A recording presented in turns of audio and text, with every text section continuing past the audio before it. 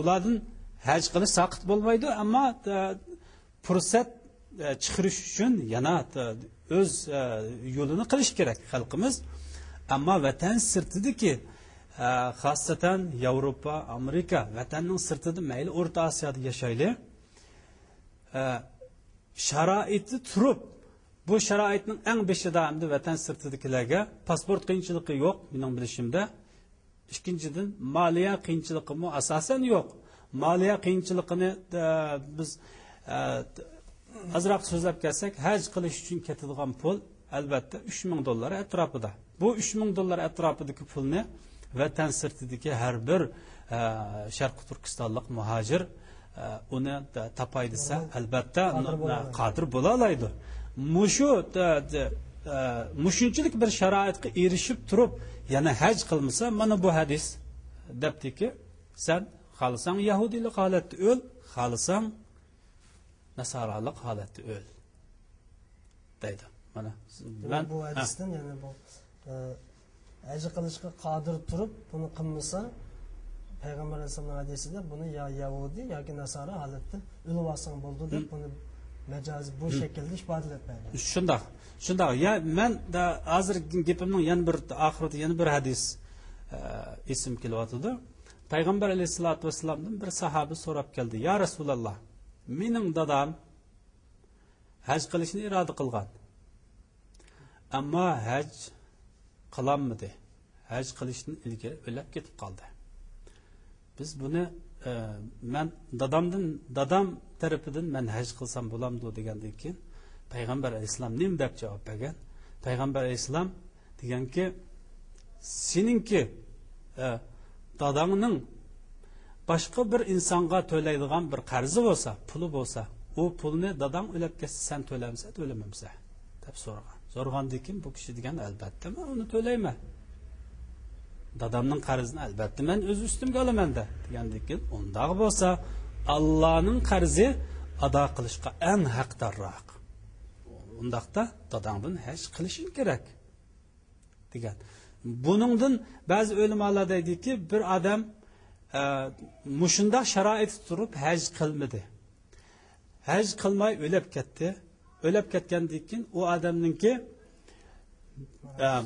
mirosini taqsim qilishda, u odamning ballarga mirosini taqsim qilishdan ilgari mirosidan hajga ketarlik chiqimni chiqarib etib turib mirosini taqsim qilsin degan fatvomi ba'zi ulamolarimizniki nimasida sadaqa qilish yoki shu odamdan noib bo'lib haj qiladigan, haj badal qiladigan odamga berish orqali bu farzni ado qilishni belgilagan. Ya'ni buningdan biz ko'rib olamizki, haj xuddi namozga o'xshash farzi ayn bo'lgan bir ibodat. Demek bu haj qilish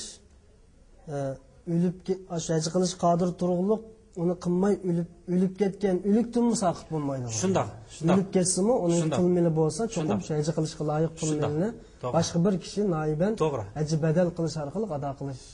Bu chiqadi yani. Demak bu o'lib ketgan o'lik ijro qiladigan bir ishni tiriklar albatta yani. To'g'ri. Buning muhimligini bilish kerakligi bu. Bu yerda yana bir masala bor. Masalan, islomdagi 5 cho'ng farzlarniki masalan bir odam namozga suslik qilib namoz o'qimay o'lib ketsa, uning bolalari uning namozini o'qib qo'ymaydi. Buni belgilamagan. Ro'zadimi shundoq? Ro'zani tutmay fasiqlik holatda o'lib ketsa, bolalari kelib uning ro'zasini tutib qo'ymaydi.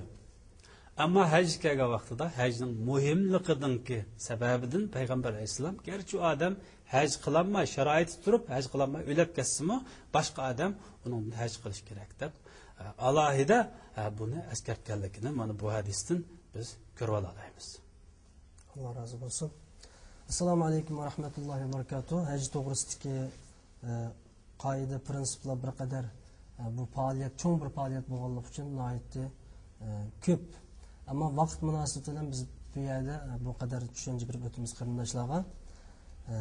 Alloh hammalarni haj qilishga loyiq qilsin, haj qilishga muyassar qilsin. Bu amal bilan ado qilib o'lib ketishga Alloh subhanahu va taolo nasib qilsin.